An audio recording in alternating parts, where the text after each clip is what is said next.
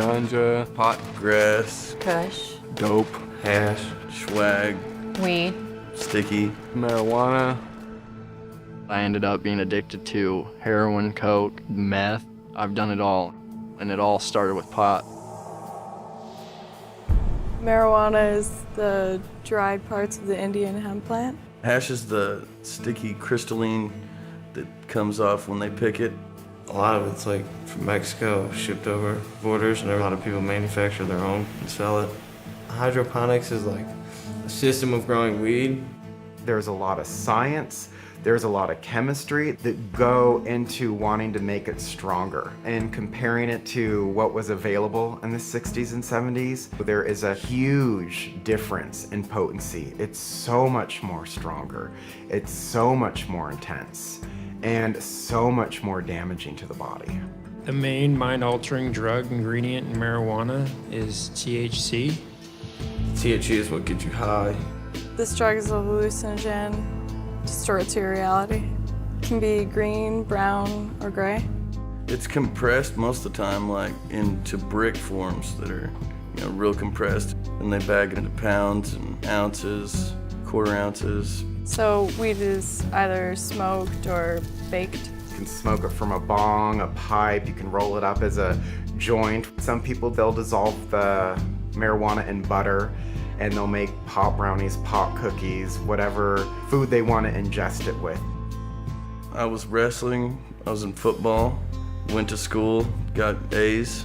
I was a good kid. I had this dream. I was going to make sure that I had an education. I was a B student, and then I went from that to a C, D. I pushed aside my studies, I pushed aside any sports to do the drug. I didn't want to go to school. I missed school all the time. I didn't graduate because of it. Everything kind of slipped away. I lost the glimpse of hope I had. I was probably 13, 14, something like that. I started smoking weed when I was 14, I think. 17, can't forget that day. I saw pot everywhere when I first started doing it. It made it okay for me. I was with a friend. She's like, it's an herb, it's grown, it's safe, it's natural, and there's no problem with it. I knew other people did it. It seemed harmless at the time to me. Take a puff and pass it to your buddy sitting next to you. No one ever did, passed it up. Everyone always took a hit. It started off as something very casual and fun, and then within a few weeks, it was something that became an everyday habit. And then it just turned into sort of like escapism, just to get away from everything. I smoked weed so I didn't have to deal with life. It was kind of taking place of life. There's a common misconception that weed is not addictive. I never thought I was addicted to marijuana.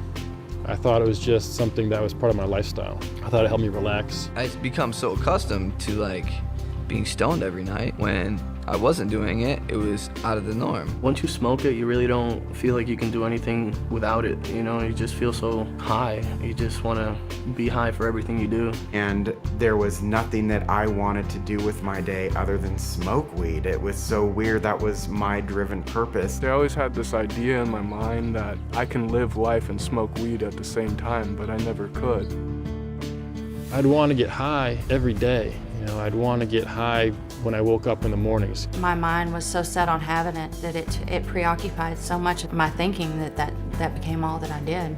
That was all I thought about. If I ran out of weed, I'd be pretty mad. Irritable and annoyed with everything. I was tired, I was nervous, I was anxious. I couldn't sleep without it. I'd be up for days when I tried to stop. It's an emotional roller coaster. It's very hard on you.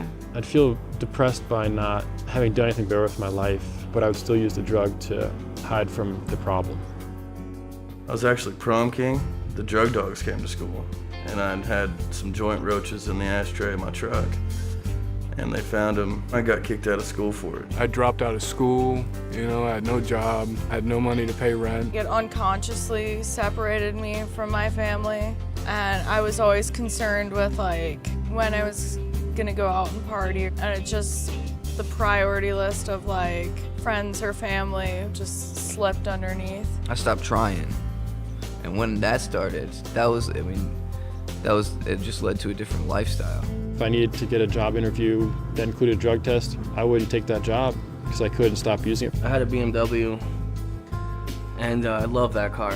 I loved it. I was so high, and I just floored it, just went all out in it, and I took a curve and I lost it.